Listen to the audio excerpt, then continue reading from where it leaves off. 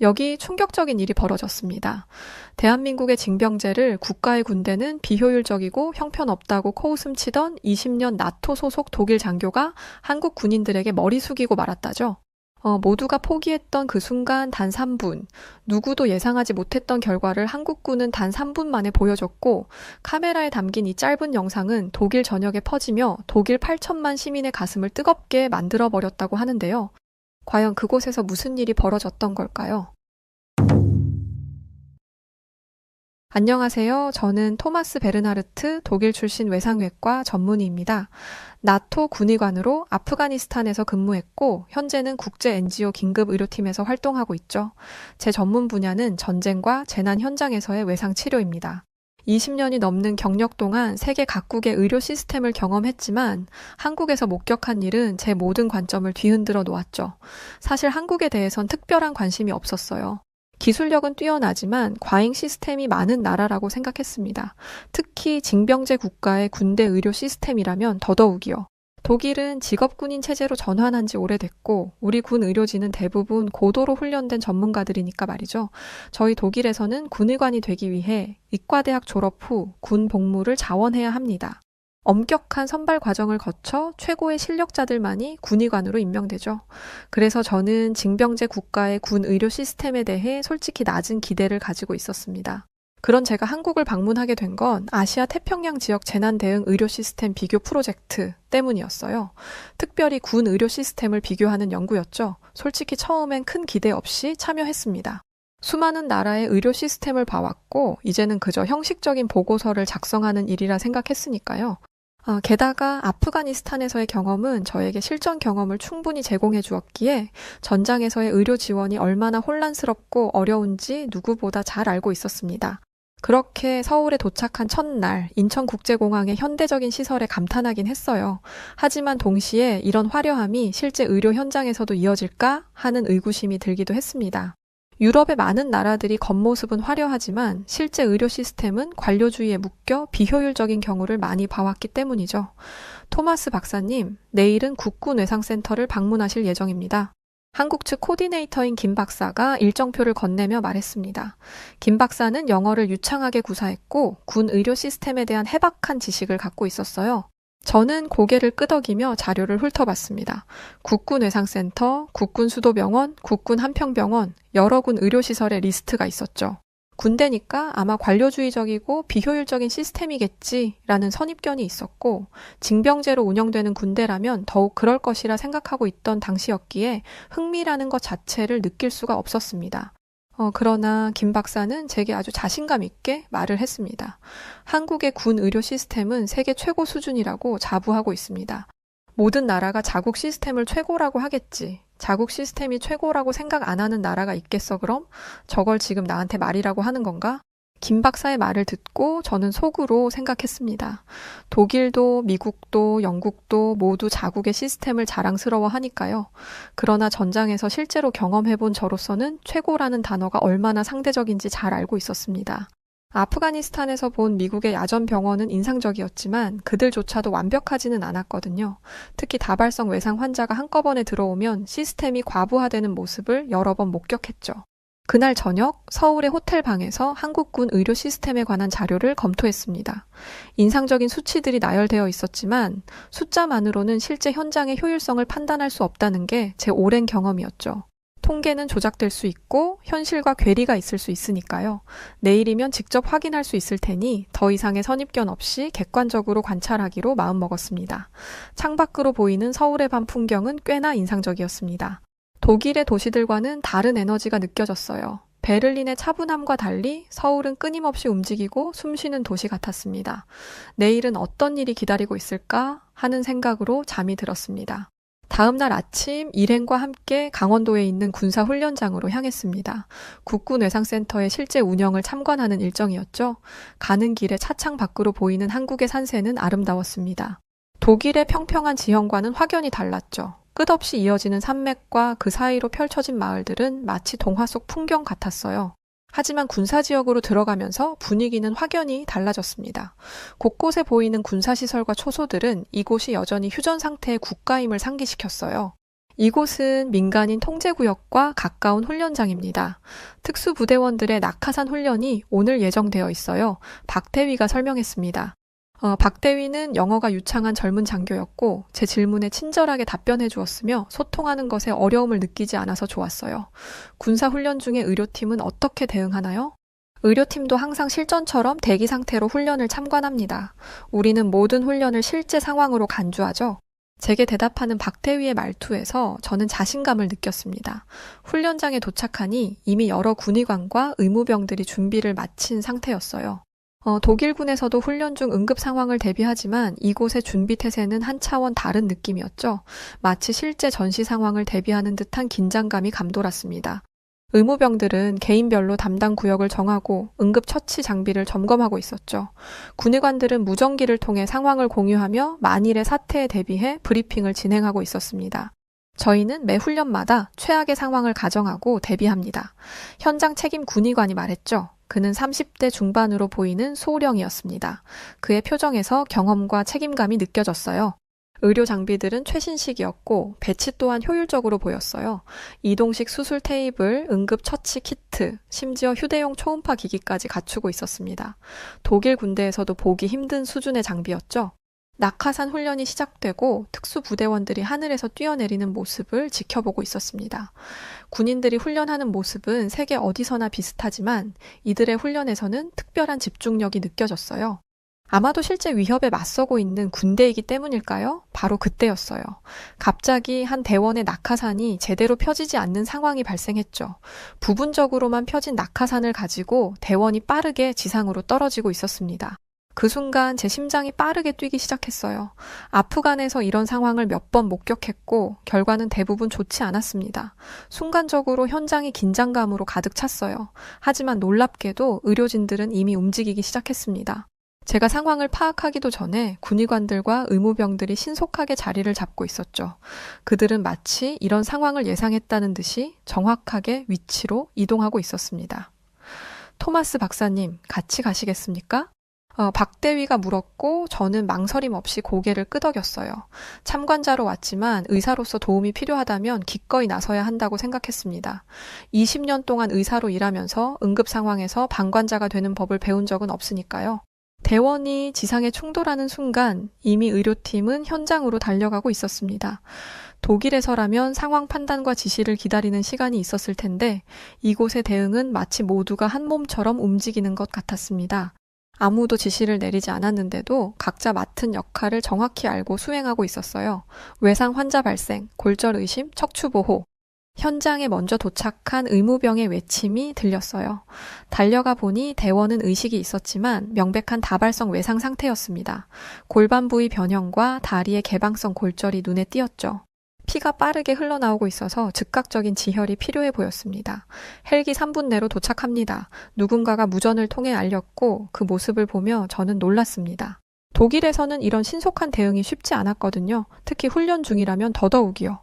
대개는 사고 발생 후 상황 보고 승인 과정을 거쳐 헬기가 출동하기까지 최소 15분에서 20분이 소요됩니다. 하지만 이곳에서는 사고 발생과 거의 동시에 헬기가 이미 출동한 상태였죠. 환자의 상태는 심각했습니다.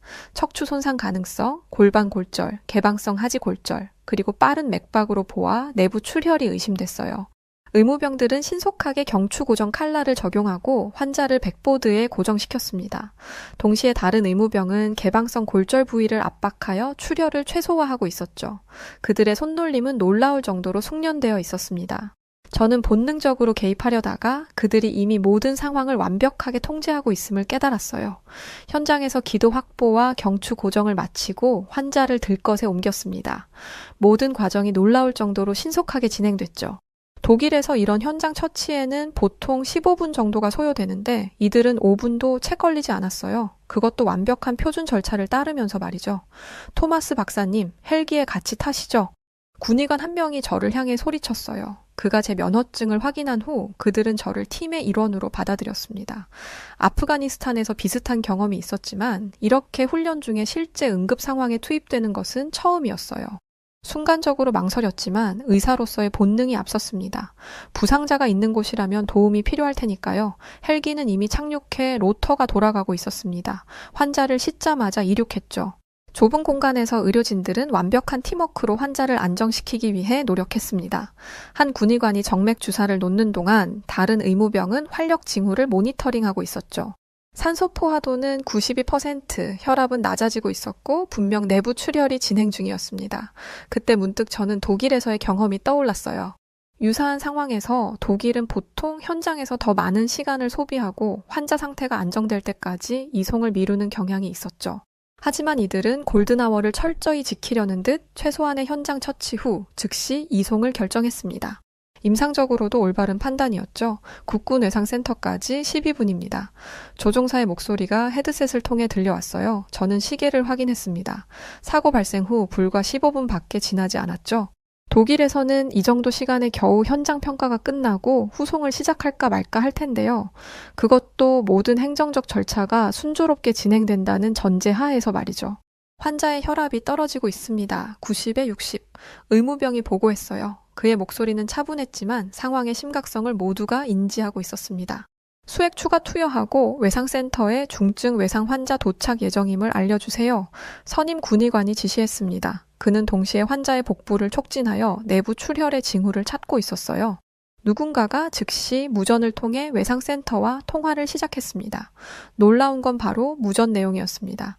환자의 상태뿐 아니라 예상되는 치료 과정까지 상세히 전달하고 있었죠. 그리고 더 놀라운 건 무전 너머에서 들려오는 응답이었습니다. 마치 사고 현장을 직접 보고 있는 것처럼 정확한 지시와 준비 상황을 전달해 주었죠.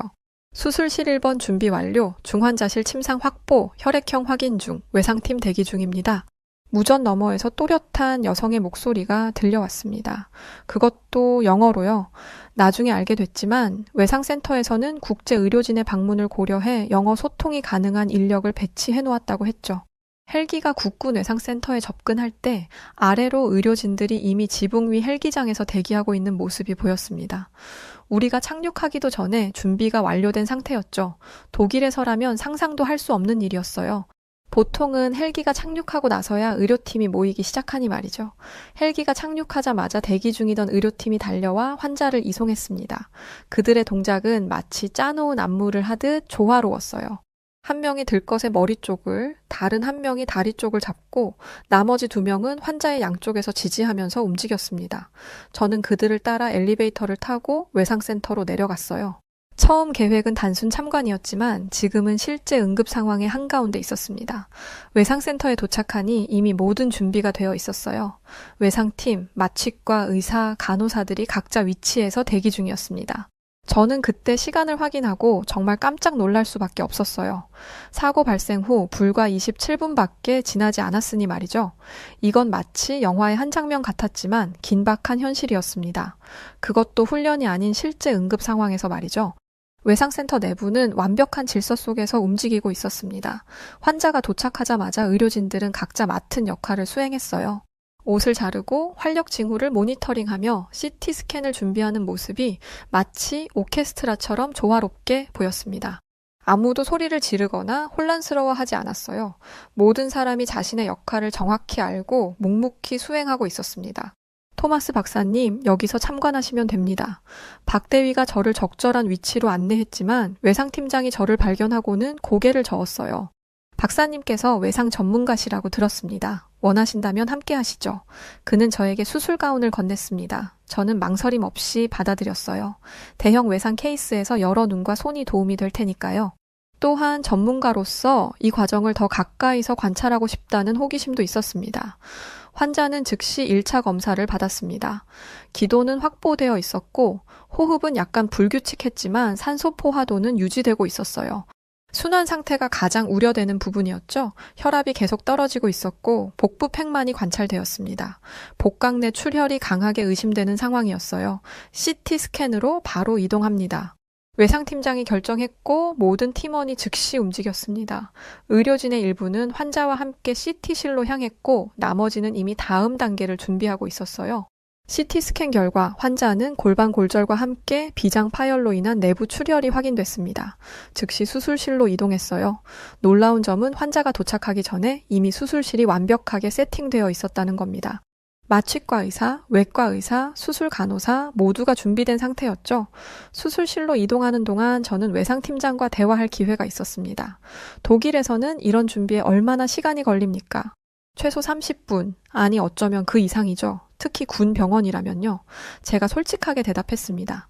독일의 군 병원은 대부분 행정적 절차가 복잡하고 여러 단계의 승인이 필요한 경우가 많죠. 물론 응급 상황에서는 절차를 간소화하지만 그래도 한국만큼 신속하지는 않습니다. 우리는 3분 내로 모든 준비를 완료합니다. 전시 상황을 대비해서요. 그가 말했어요. 그의 손은 능숙하게 출혈 부위를 찾아 지혈하고 있었습니다. 사실 이건 군 의료진의 일상적인 훈련입니다. 매주 여러 번 이런 시나리오를 연습하죠. 수술은 놀랍도록 효율적으로 진행됐어요. 비장 파열로 인한 출혈을 통제하고 손상된 혈관을 결찰하는 과정이 신속하게 이루어졌습니다. 외상팀은 마치 수백 번 함께 일한 것처럼 호흡이 척척 맞았어요. 한국 의사들의 기술적 숙련도는 제가 나토에서 함께 일했던 동료들과 비교해도 전혀 뒤떨어지지 않았죠. 오히려 팀워크가 너무 잘 맞아 많이 놀라기도 했습니다. 저는 수술 중에 한 가지 의문이 들었습니다. 이런 고도의 훈련을 어떻게 유지하는지, 그리고 왜 이렇게까지 군 의료 시스템에 투자하는지에 대해서 말이죠. 골든아워 내의 모든 주요 문제를 해결해야 합니다. 우리는 이를 위해 끊임없이 훈련합니다. 한국은 언제든 전쟁이 발발할 수 있는 상황이니까요. 외과 팀장의 말이 제 마음에 와닿았습니다. 독일도 한때는 분단 국가였고 전쟁의 위협 속에 살았죠. 하지만 통일 이후 그런 긴박함은 사라졌고 군 의료 시스템도 더 이상 최우선 순위가 아니게 되었습니다. 한국은 여전히 휴전 상태이기에 이런 시스템이 생존의 문제라는 것을 새삼 깨달았습니다. 수술이 진행되는 동안 저는 다른 독일군 병원들과 비교해 보았어요. 우리 독일은 최첨단 장비와 우수한 의료 인력을 갖추고 있지만 이런 종류의 긴박함과 단결력은 매우 부족하죠. 독일에서는 군 의료가 직업적 선택의 하나일 뿐 생존을 위한 필수적인 역할로 여겨지지는 않거든요.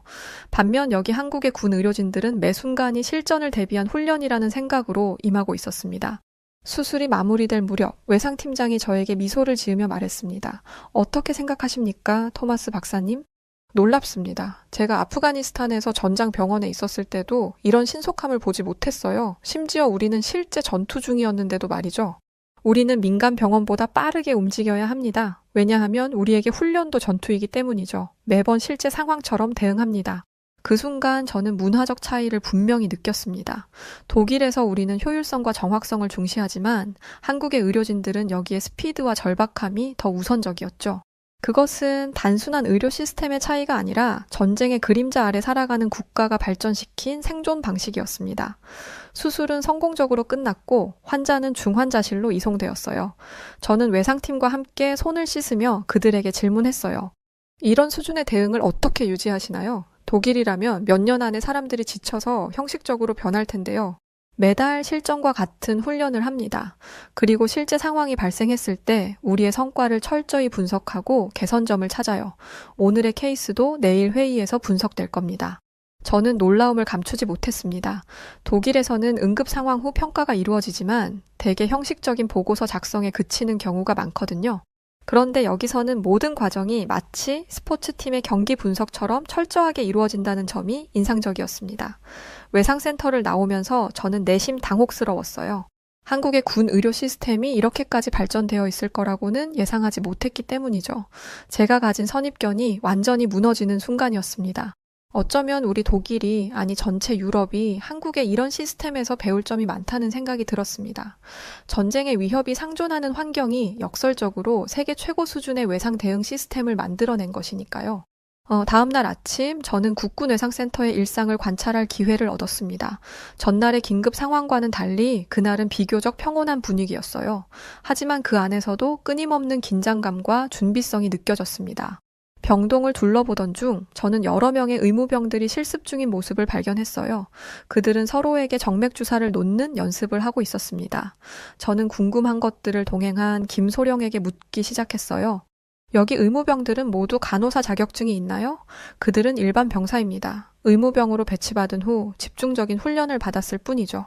저는 믿기 힘들었습니다. 제가 본 의무병들의 술기 수준은 독일의 전문 간호사와 비교해도 손색이 없었거든요.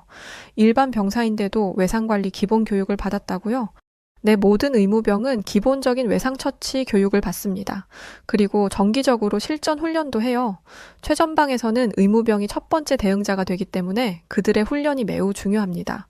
저는 이 말을 듣고 많이 놀랐습니다. 독일군에서도 의무병 훈련이 있지만 대부분 기초적인 응급처치에 국한됩니다.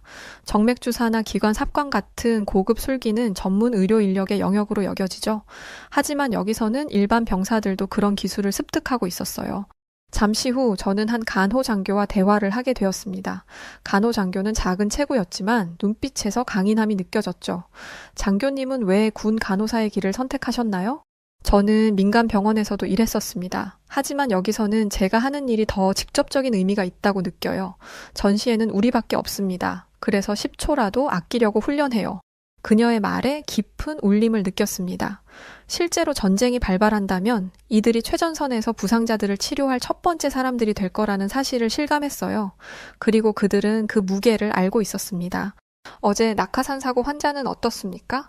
안정적입니다. 골반 고정술과 비장 부분 절제술을 받았고 현재 상태는 양호해요. 아마 몇 주 안에 물리치료를 시작할 수 있을 겁니다. 그가 민간 병원으로 갔다면 골든아워를 놓쳤을지도 모릅니다. 저는 그녀의 말이 과장이 아니라는 것을 알고 있었습니다. 어제 목격한 대응 속도와 효율성은 분명 환자의 생존율을 크게 높였을 테니까요. 독일에서도 훌륭한 외상 시스템이 있지만 이런 군사적 정확성과 신속함은 없었습니다. 오후에는 응급처치 훈련을 참관했어요. 의무병들은 다양한 시나리오에 대응하는 연습을 하고 있었습니다. 총상, 폭발상, 절단 등 실제 전투에서 발생할 수 있는 상황들이었죠. 그들은 제한된 장비와 인력으로 최대한의 효과를 끌어내기 위해 노력하고 있었어요. 훈련 중 한 의무병이 실수를 했고 지도 장교가 그를 엄하게 질책했습니다. 전장에서 그런 실수는 누군가의 생명을 앗아갈 수 있어. 정신 똑바로 차려. 그의 목소리에는 진심 어린 절박함이 담겨 있었어요. 저는 그 모습을 지켜보며 한국 군대의 또 다른 면을 보게 되었습니다. 그들에게 이것은 단순한 직무가 아니라 국가와 동료를 지키는 사명이었어요. 독일에서는 군 복무가 종종 직업적 선택으로 여겨지지만 여기서는 그 이상의 의미를 가지고 있었습니다. 훈련이 끝난 후 저는 의무병들과 잠시 대화할 시간을 가졌어요. 그들 중 한 명은 의대 진학을 준비 중이었고 다른 한 명은 응급구조사가 되고 싶다고 했습니다. 군 복무가 그들에게는 미래의 직업을 위한 값진 경험이 되고 있었어요. 여기서 배우는 것들이 나중에 많은 도움이 될 거예요. 민간 병원에서는 이런 극한 상황 대처법을 배울 수 없으니까요. 최전방 부대에서는 의무병이 유일한 의료인입니다. 의사가 도착하기까지 30분 이상 걸릴 수도 있어요. 그 시간 동안 우리가 환자를 안정시켜야 하죠. 그의 말을 들으며 저는 이들이 단순한 명령 수행자가 아닌 생명을 다루는 전문가임을 실감했습니다. 그들은 자신의 역할의 중요성을 깊이 인식하고 있었고 그에 맞는 책임감과 전문성을 갖추기 위해 노력하고 있었어요. 특히 인상적이었던 것은 간호장교들의 리더십이었습니다. 그들은 의무병들을 엄격하게 훈련시키는 동시에 필요할 때는 따뜻한 조언자가 되어주고 있었거든요. 한 간호장교는 주사 놓는 법을 어려워하는 신입 의무병에게 끝없는 인내심으로 지도하고 있었습니다. 장교님은 정말 인내심이 대단하시네요. 이 아이들이 제대로 배워야 나중에 누군가의 생명을 구할 수 있습니다. 그리고 그들도 누군가의 아들이니까요. 간호장교의 말에서 저는 한국군 의료 시스템의 또 다른 측면을 발견했습니다. 엄격한 규율과 높은 기준 뒤에는 깊은 인간적 배려가 있었어요. 그들은 서로를 동료이자 가족처럼 대하고 있었습니다. 독일군에서도 물론 동료애는 있지만 한국에서 느껴지는 이런 종류의 유대감은 조금 달랐습니다. 아마도 그것은 공통된 위협과 의무감에서 비롯된 것일지도 모르겠어요. 하루를 마무리하며 저는 한국의 군 의료 시스템이 단순히 장비나 프로토콜의 문제가 아니라는 것을 깨달았습니다. 그것은 사람들, 특히 의무병과 간호장교들의 헌신과 전문성에 기반한 것이었죠. 그들은 최전선에서 생명을 구하는 진정한 영웅들이었습니다. 다음 날 저는 어제 수술을 받은 환자를 방문할 기회가 있었어요. 그는 병상에 누워 있었지만 상태는 예상보다 훨씬 좋아 보였어요. 산소 마스크는 이미 제거되었고 의식도 또렷했습니다. 그의 이름은 김준호, 22세 하사로 특수부대 훈련 중 사고를 당했다고 했죠. 하사님, 어떻게 지내세요? 많이 좋아졌습니다, 박사님. 곧 다시 훈련에 복귀할 수 있을까요? 그의 첫 질문이 훈련 복귀 가능성이라는 점이 놀라웠습니다. 독일에서라면 아마도 병가 기간이나 보상에 대해 먼저 물었을 텐데요. 저는 정직하게 답했습니다. 완전한 회복까지는 몇 개월이 걸릴 겁니다. 재활 치료도 필요하고요. 그는 실망한 표정을 지었지만 곧 결연한 눈빛으로 말했어요. 알겠습니다. 그럼 더 열심히 재활에 임하겠습니다.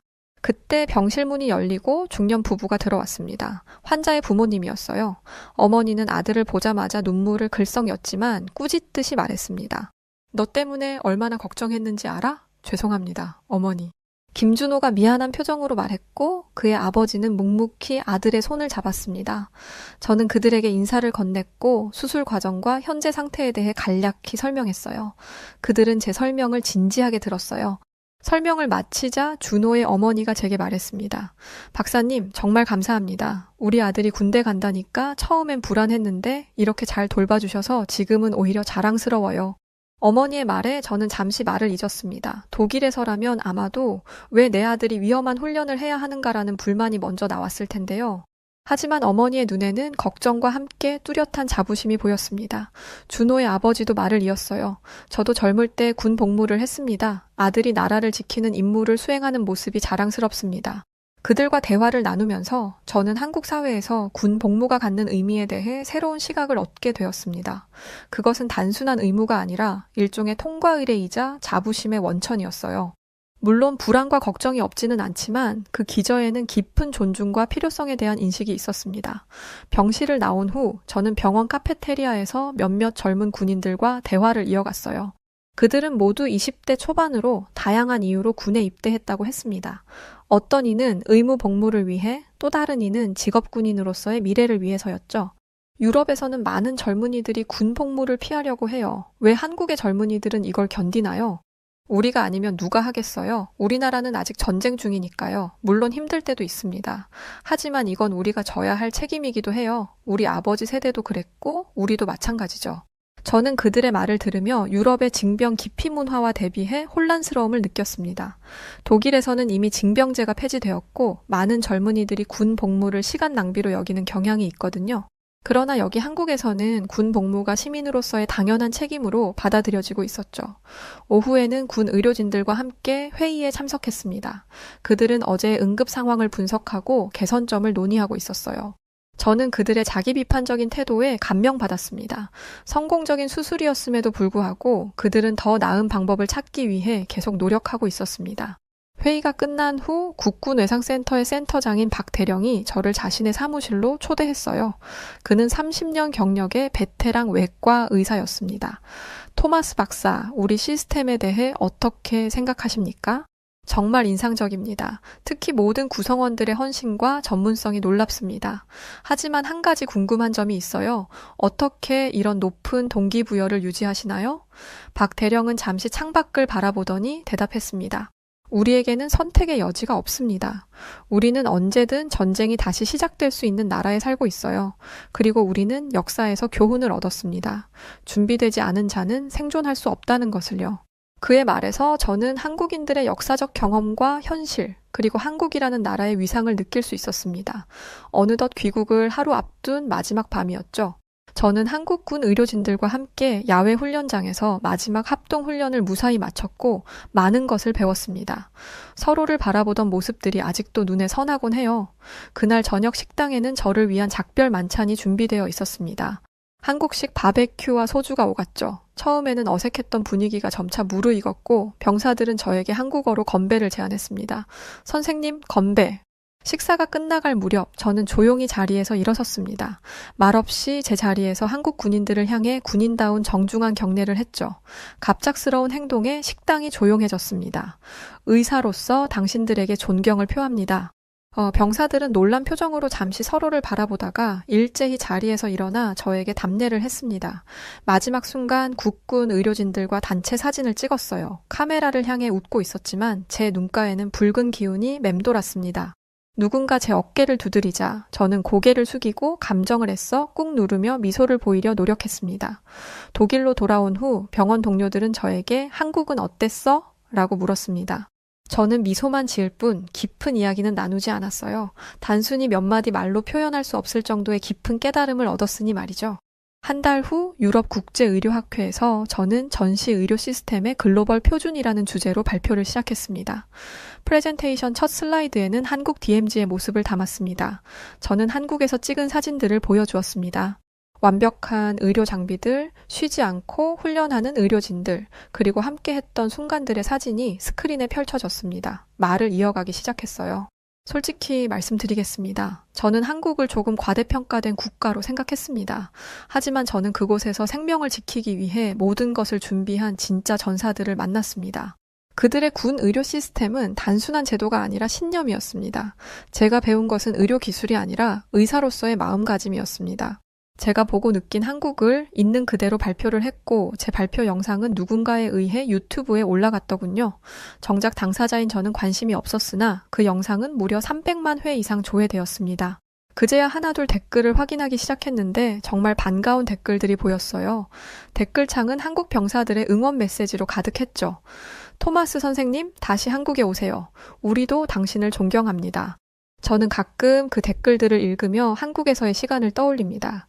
짧았지만 저를 완전히 바꿔놓은 그 시간과 영원히 잊을 수 없는 한국에서의 배움을 결코 잊지 않고 남은 생을 살아가려 합니다. 믿기 힘든 일이 벌어졌습니다. 여기 태국 왕립군 특수부대의 정예 여군대위가 한국 정찰 임무를 맡게 된 것인데요. 한국은 태국인을 무시하는 나라라며 한국을 비난했던 태국 특수부대원들은 이후 정말 예상치 못한 일을 마주하게 되었다고 하는데 과연 무슨 일이 있던 걸까요? 저는 태국 왕립군 특수부대 소속 순한다 대위입니다. 전 10년 경력의 정예 여군으로서 이제는 굉장한 자부심을 갖고 대위로서의 삶을 살고 있죠. 제가 속해 있는 왕립군 특수부대의 경우 태국군 내에서 특수전과 대테러 작전을 수행하는 정예부대로서 다양한 국제협력과 훈련을 통해 정예 전력을 유지합니다. 특히나 미국, 한국, 호주 등 여러 국가와 합동훈련을 진행하기도 하죠.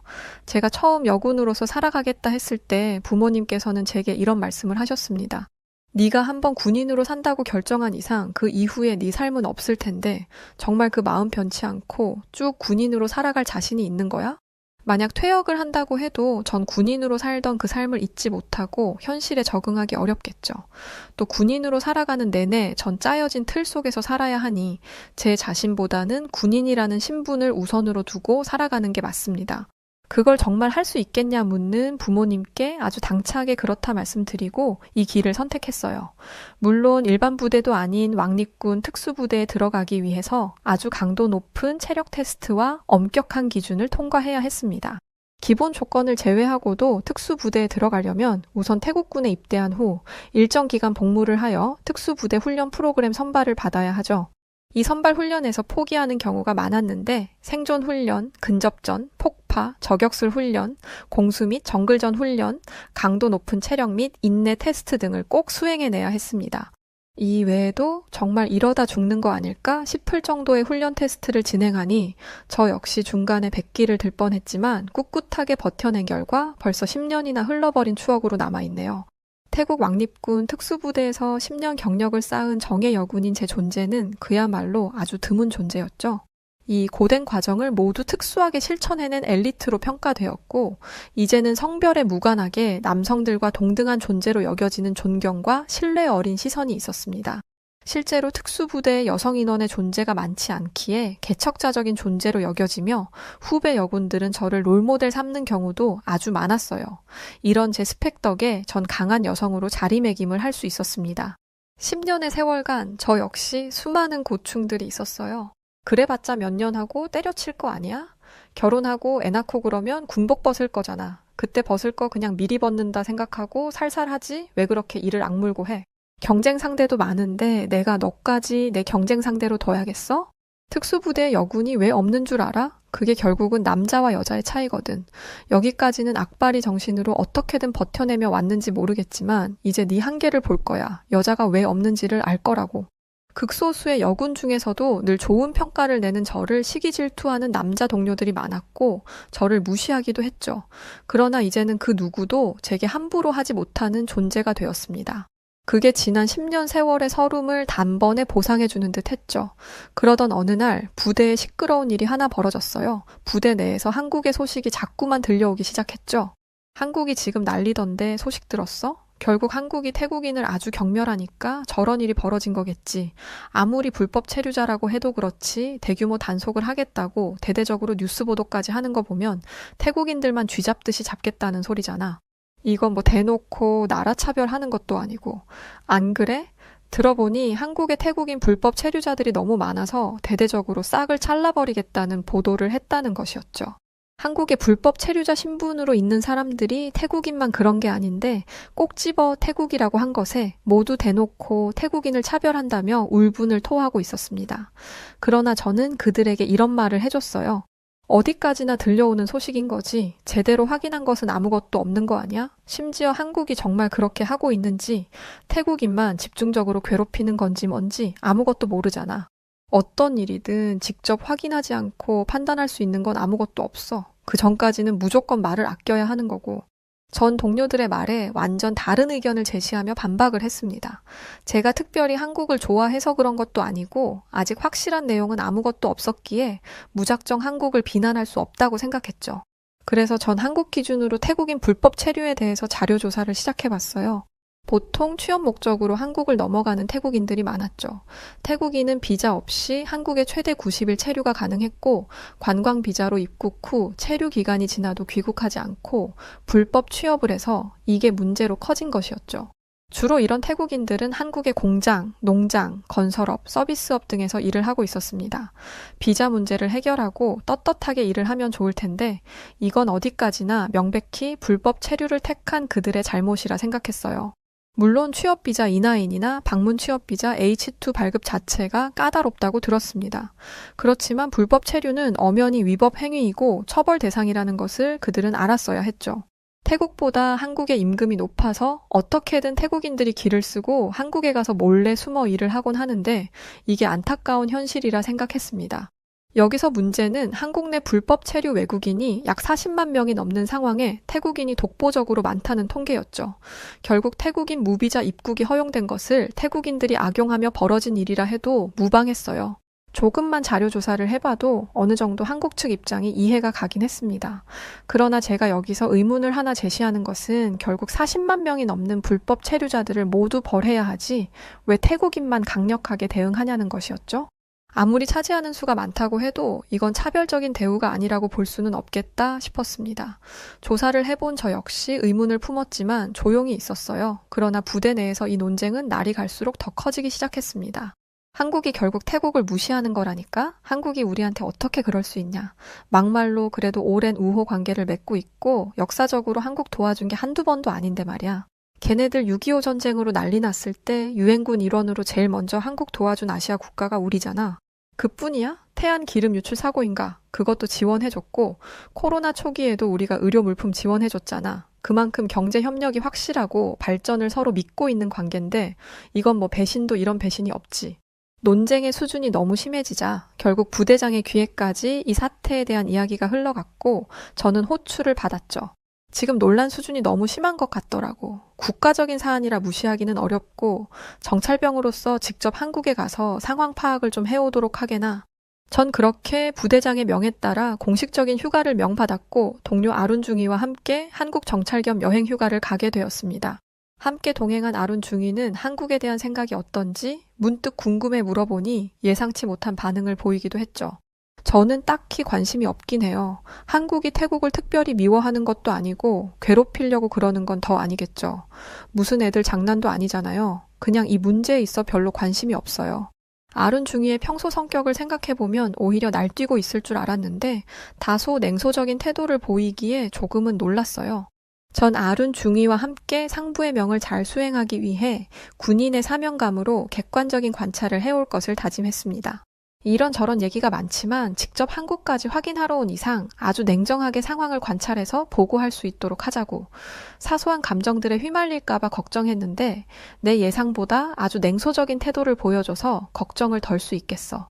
그렇게 아룬중이와 저는 인천공항에 도착을 해서 입국 심사대에 섰는데 여기서부터 제 눈에 예리하게 보이는 것들이 있었어요.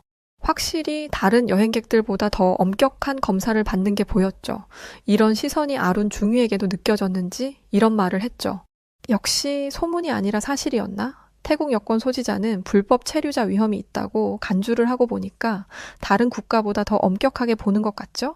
질문도 엄청 많이 하는 것 같고 별걸 다 물어보는 것 같네요. 물론 제 눈에도 그게 보이긴 했지만 평정심을 유지하려 노력했어요. 그건 우리나라도 비슷하게 할 거야. 외국인을 나라에 들이는데 저 정도 질문도 안 할 수 있나?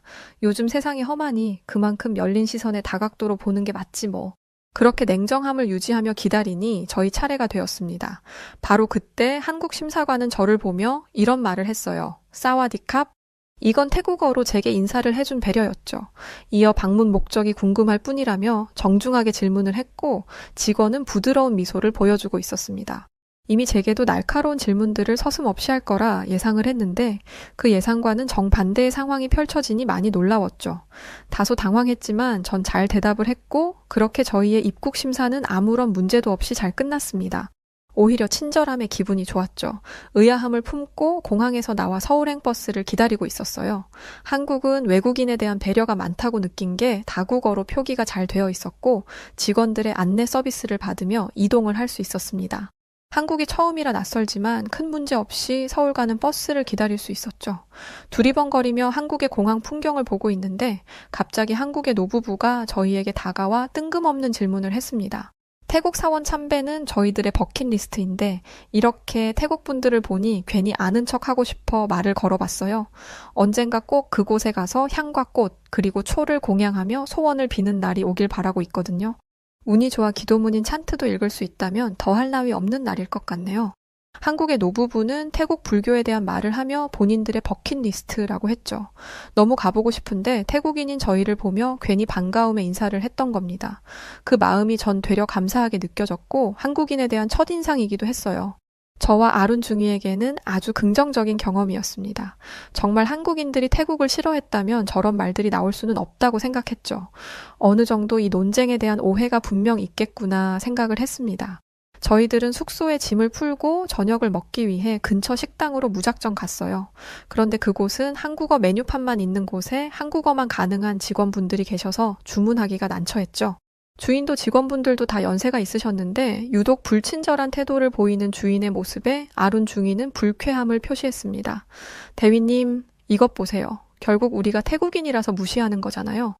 말을 못하는 걸 알면 대충 메뉴 추천해줄 수도 있는 건데 저렇게 불친절한 모습을 보이는 건 그냥 대놓고 싫다는 거 아닌가요? 아무래도 이건 따져야겠어요. 불쾌해서 못 참겠네요. 아룬 중위는 불쾌함을 표출하겠다며 화를 내려 했고 말리려는 찰나에 바로 옆 테이블의 한국인이 영어로 저희에게 말을 걸었습니다.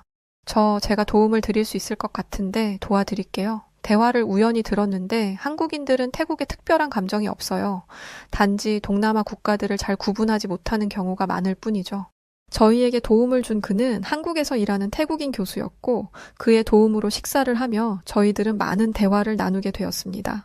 한참 대화를 나누며 식사를 하던 중 태국인 교수의 한국 대학생 몇몇이 지나가다 인사를 하겠다며 들어왔고 저희를 보며 흥분을 했죠. 그럼 태국 왕립군 특수부대 여군인 거죠? 정말 멋지신 분들이네요. 10년이 넘었다니 존경스럽습니다. 태국 군사력도 그렇고 여군 제도에 대해서 궁금한 게 정말 많았는데 이렇게 대단한 분과 직접 대면을 할 수 있다니 신뢰가 안 된다면 식사 후 저희들에게 이야기를 들려주실 수 있으실까요? 한국 대학생들은 태국의 군사력과 여군 제도에 큰 관심을 보였고 예의 있게 대화 제안을 했습니다. 저희들은 그런 한국 대학생들의 모습에 꼭 동생 같은 귀여움을 느꼈고 식사 후 근처 카페로 자리를 옮겨 대화를 이어갔어요. 태국은 동남아국에서 비교적 강한 군사력을 보유한 국가 중 하나라는 건 알죠?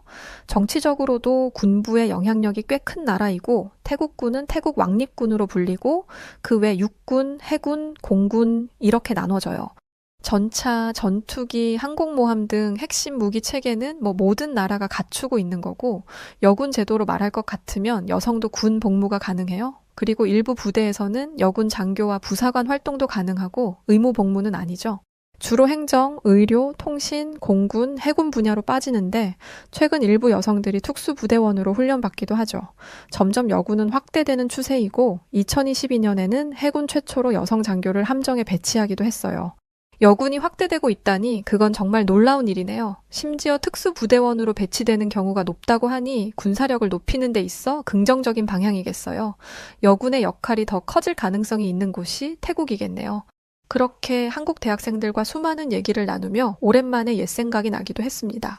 저 역시 여군으로 살아갈 앞으로의 제 미래를 그리며 정말 전망이 있는 것인지 혹시 치고 올라가다 한계점에 도달하면 어쩌지 하는 수많은 걱정들을 했었으니 말이죠. 그렇게 한참 대화를 나누던 중 제가 가지고 있는 군인용 전술 손전등을 보더니 한국군 장비와 비교하며 진지한 대화로 이어졌습니다. 군용 물품만 봐도 한국이랑 태국은 차이가 확 보이잖아요. 한국은 국산 장비를 개발하고 최신 전투 장비를 도입하는 것에 집중하고 태국은 미국, 중국, 유럽에서 수입한 장비를 혼용해서 사용하죠. 뭐가 더 좋다고 할 건 아니지만 두 나라의 차이는 확연하게 있는 것 같아요. 그렇죠? 태국인 교수, 그리고 한국인 대학생과 함께 대화를 나누던 그 시간은 정말 유익한 시간이었어요. 그들은 좋은 이야기를 들려줘 감사하다며 수차례 인사를 했지만 오히려 저희들도 에너지를 얻는 시간이었죠. 그 후에도 아룬중이와 저는 한국에 대해 알아보면서도 솔직히 여행을 즐기는 관광객 모드로 문화 체험을 하고 맛있는 것도 먹고 즐기며 시간을 보냈어요. 공식적으로 휴가 겸 온 것이니 말이죠. 이날은 서울 잠실의 한 태국 식당에 방문을 했습니다. 며칠 내내 한식을 먹었더니 고향의 맛이 그리워 고심 끝에 찾아간 유명 태국 식당이었죠. 이곳은 태국인 주방장과 한국인 사장의 조화로운 협력을 이루는 곳으로 아주 유명했어요. 음식의 맛이 정말 좋았고 가벼운 대화를 나누다 저희가 이곳에 온 목적까지 알리게 되었습니다. 그러자 한국인 사장은 고개를 저으며 놀라운 얘기를 들려줬죠. 저 역시 태국 불법 체류자 직원을 고용했다가 적발당해 정말 큰 피해를 입은 경험이 있었어요. 그것도 모르고 타국에 와서 홀로 외로울까 엄청 신경 쓰고 챙겨줬는데 추후 사건이 벌어지고 배신감에 엄청 화가 났었죠. 그런데 결국은 그 딱한 사정을 이해하면서 행복을 바라며 보내줬어요.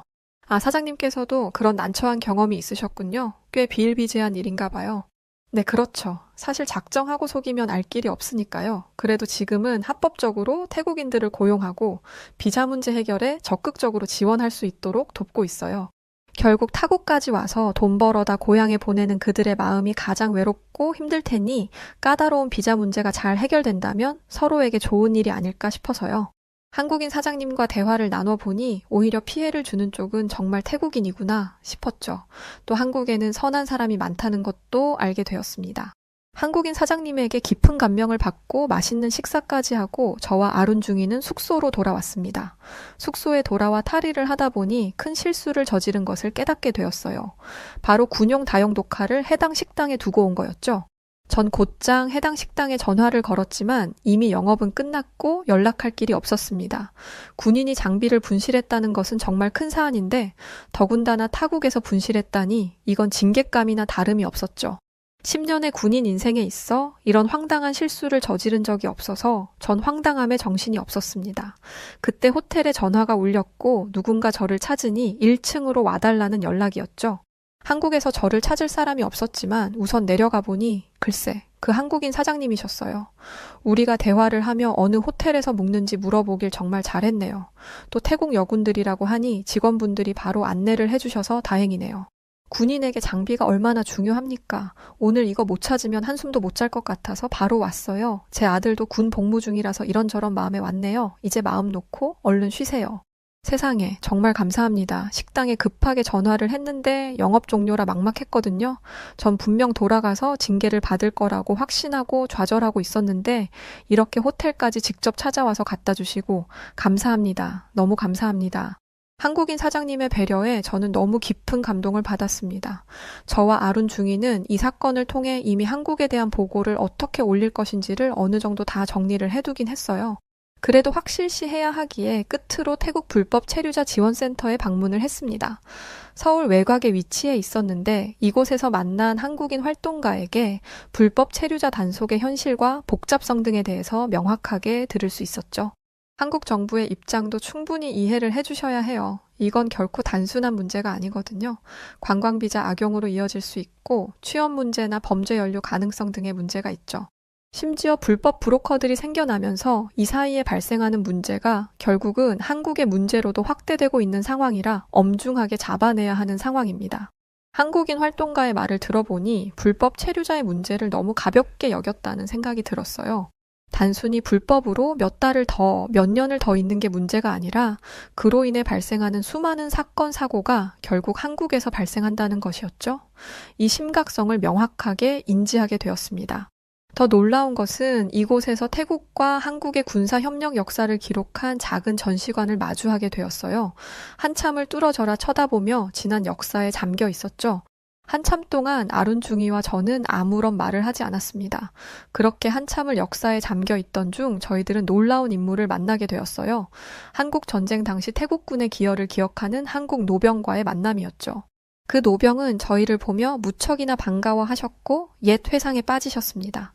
내가 죽기 전에 이렇게 태국 군인들을 내 눈으로 또 보고 가는구만. 그때 태국 군인들의 용맹함은 내가 절대 잊지 않고 있거든. 처참하게 기습당하던 우리 한국을 아시아 국가 중 가장 먼저 도와준 곳이 태국이었지. 육군, 해군, 공군 할 것 없이 정말 우리들과 목숨 바쳐 함께 해준 아주 고마운 나라였어. 그러니 오늘날까지도 우리가 긴밀한 우호 관계를 유지하는 거 아니겠나?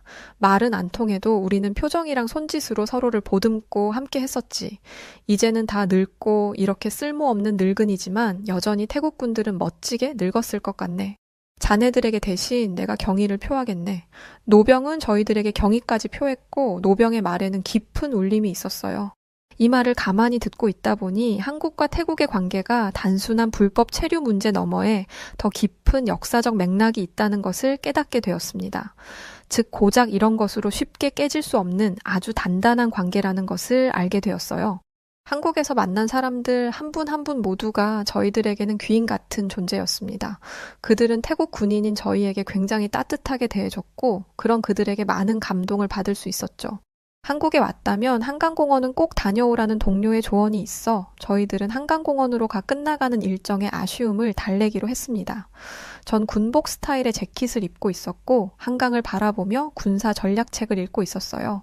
진작부터 읽으려고 했는데 시간이 없어서 못 읽었던 거라 이번 휴가 동안은 꼭 다 읽겠노라 다짐을 했었거든요. 여유를 즐기던 바로 그때 한국 경찰이 갑자기 다가와 신분 확인을 요청했습니다. 전 너무 당황했죠. 전 태국 왕립군 특수부대 소속 순한다 대위입니다. 현재 공식적인 휴가 중에 있는데 무슨 문제라도 있을까요? 제가 이렇게 말을 하고 여권을 보여주자 경찰은 오히려 존중의 태도를 취하며 정중하게 말을 했습니다. 충성, 신고가 들어온 이상 출동 후 신분 확인을 해야 하는 절차를 수행한 거라 불쾌하지 않으셨으면 좋겠습니다. 주민이 의심스러운 외국인이 있다고 하여 출동을 했거든요. 이건 개인적인 얘기지만 제가 무에타이를 요즘 배우고 있는데 직접 이렇게 태국 군인을 만나니 여러모로 신기하네요.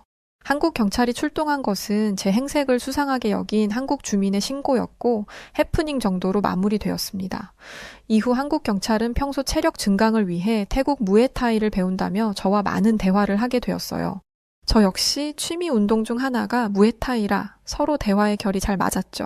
그렇게 한국 경찰과 헤어지고 숙소로 돌아가는데 아룬 중이는 이런 말을 했습니다. 제가 한국에 와서 겪어보니 한국인들은 태국을 무시하는 게 전혀 아닌 것 같아요. 오히려 태국 군인을 존중해주고 존경해주는 모습들이 보였고 낯선 것에 대한 경계심이 있을 뿐인 것 같아요. 그런데 이건 꼭 한국인이라서가 아니라 어느 나라 사람이든 낯선 것에 대한 경계는 당연히 있지 않을까요? 그러게, 나도 한국에 대해서 같은 생각을 하고 있어. 이래서 무슨 일이든 직접 확인하는 게 중요하다고 생각하는 거야.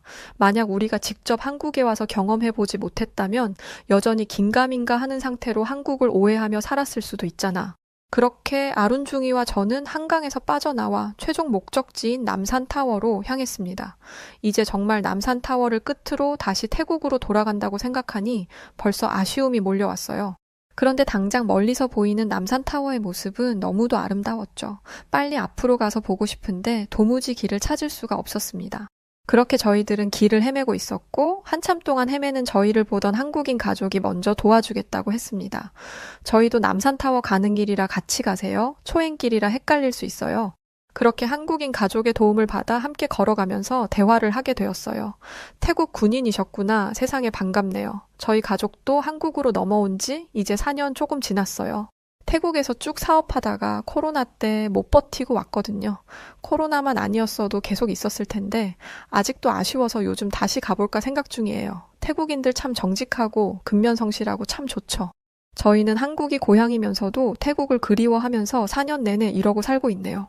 정말요. 이런 우연이 다 있네요. 만약 태국으로 오신다면 꼭 연락주세요. 너무 반가울 것 같아요. 불법 체류다 뭐다 참 문제일 거라 생각하고 왔는데 막상 와보니 한국의 감동을 많이 받고 가는 것 같아요. 사람들이 너무 따뜻하고 친절하고 또 태국인을 존중해주는 그 모습이 참 감사하더라고요. 진솔한 대화를 이어갔고 속내를 털어놨습니다. 그러자 한국인 가족은 이렇게 말을 했어요. 솔직히 까놓고 말해서 불법 체류 문제는 어느 나라나 있는 일이죠. 그게 꼭 태국이라고 문제인가요? 너무 심각하게 생각하지 마세요. 그렇게 한국인 가족은 편견이 없는 균형 잡힌 시각이 뭔지를 명확하게 보여줬습니다. 마지막 일정에서까지 저희들은 한국인에게 큰 감동을 받을 수 있었죠. 남산타워를 보며 수없이 쏟아지는 야경을 보면서 전 비로소 한국에 대한 모든 감정을 정리할 수 있었어요. 그리고 동료들에게 또 상부에게 서둘러 이 소식을 전해주고 싶었습니다. 물론 한국에 더 남아있고 싶다는 아쉬움이 컸어요. 그건 아룬중이도 마찬가지였죠. 당장 내일 복귀인데 왜 이렇게 돌아가기 싫죠? 한국에 고작 얼마나 있었다고 떠나기가 벌써 싫은 거 있죠. 심지어 그동안 잠깐씩 만난 한국 사람들도 보고 싶고 참 웃기지 않아요? 그 사이에 정이 들었나 봐요. 아마 그들의 따뜻함에 우리 마음이 열려서이지 않을까? 나도 똑같아. 꽤 냉철하다고 생각했는데 막상 내일 떠난다고 생각하니 발길이 떨어지질 않네. 아쉬움을 한국에 뚝뚝 흘린 채 저희들은 다시금 부대 복귀를 했습니다. 부대원들은 제 공식 브리핑을 목이 빠져라 기다리고 있었다고 했죠. 한국에 있는 동안에 동료들에게 연락이 많이도 왔었습니다. 어때? 막상 가보니 진짜 태국인 차별 대우하는 게 적나라하게 보여. 입국 심사에서도 거절당한다며 겨우 통과한 거야 뭐야. 왜 이렇게 연락이 안 돼? 계속해서 질문을 하는 그들에게 전 어떠한 답도 해주지 않았어요. 저 역시 그때 당시에는 알아보고 있는 중이고 명확하게 파악한 것이 없어 혼란을 줄 수 있다고 판단을 했으니 말이죠. 그러니 동료들 입장에서는 너무도 궁금한 소식이 아닐 수 없었습니다. 그런 부대원들의 궁금증을 단번에 아주 시원하게 풀어주는 브리핑을 했습니다. 한국은 태국을 특별히 좋아하지도 싫어하지도 않습니다. 태국의 도움을 잊고 또 현재의 우호 관계를 잊고 한국이 태국을 향한 배신과 같은 행위를 한 것 또한 전혀 없었죠. 다만 아직 서로를 충분히 알지 못하는 단계가 아닐까 조심스레 분석해봤어요. 불법 체류자 단속의 경우 태국을 향한 적대감이 아닌 한국이라는 국가 정책의 일환이며 오히려 한국전쟁 참전국으로서 태국에 대한 역사적 감사함이 여전히 존재하고 있는 나라였습니다. 저와 아룬 중위는 한국 전쟁과 관련이 없는 그저 태국 군인임에도 불구하고 대신의 경의를 표하는 노병도 있었고 대체적으로 태국 군인이라는 이유로 존중해주는 분위기였습니다. 전 균형 잡힌 보고를 했고 부대원들은 한국에 쏟던 비난을 멈추게 되었어요. 제 브리핑으로 한국에 대한 인식 자체를 변화시키는 계기가 되었습니다. 전 너무도 뿌듯했죠.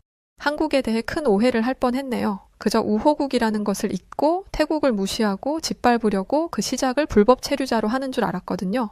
그런데 얘기를 들어보니 놀랍네요. 부대원들은 모두 입을 모아 한국인들의 태도에 대해 칭찬을 아낌없이 쏟아냈으며 이 점은 우리도 본받아야 할 점이라고 부대장은 정리를 해줬습니다. 이어 저는 한마디를 더하며 상황을 마무리했어요. 끝으로 한마디만 하겠습니다. 우리 모두 나라를 지키는 군인으로서 단순히 표면적 정보가 아닌 정확한 정찰 결과로 판단해야 한다는 것을 늘 명심하길 바랍니다. 그렇게 제 브리핑은 끝이 났습니다. 이후 이 인식 변화는 제 자신에게도 크게 있었으며 전 태국 한국 군사교류 프로그램 참가를 자원했죠. 짧지만 한국에서 느꼈던 그 경험들은 한국과 태국 이 두 나라의 작은 다리가 되어 태국 국방부의 한국-태국 협력 재검토로 이어지고 있습니다. 단순히 작은 오해로 시작된 사건이었지만 결국은 큰 발전이 다가올 것을 저는 예상하고 있으며 그 발전의 첫 단추를 낀 것에 뿌듯함을 느끼고 있습니다. 무엇보다 한국에서 만난 많은 분들의 도움 덕에 부대원 전체의 인식 변화와 국방부의 개입까지 이뤄낼 수 있었다고 생각해요. 앞으로도 태국과 한국의 우호 관계로 서로 많은 발전이 있기를 바랄 뿐입니다. 네, 오늘 이야기는 여기까지입니다. 태국 사건은 지금도 사실 부글부글하죠. 그런데 이런 일도 있었군요. 그러게 왜 잠자는 한국의 코털을 건드려 이 꼴을 당했던 건지 모르겠네요. 자, 그럼 오늘 이야기 어떻게 들으셨나요? 사연이 좋으셨다면 구독과 좋아요 부탁드립니다. 그럼 지금까지 사연을 전해드린 저는 여우튜브 송은지였고요. 저는 또 다른 이야기로 다시 찾아오겠습니다. 영상 시청해주신 모든 분들 고맙고 늘 감사드립니다. 그리고 늘 사랑합니다. 항상 건강하세요.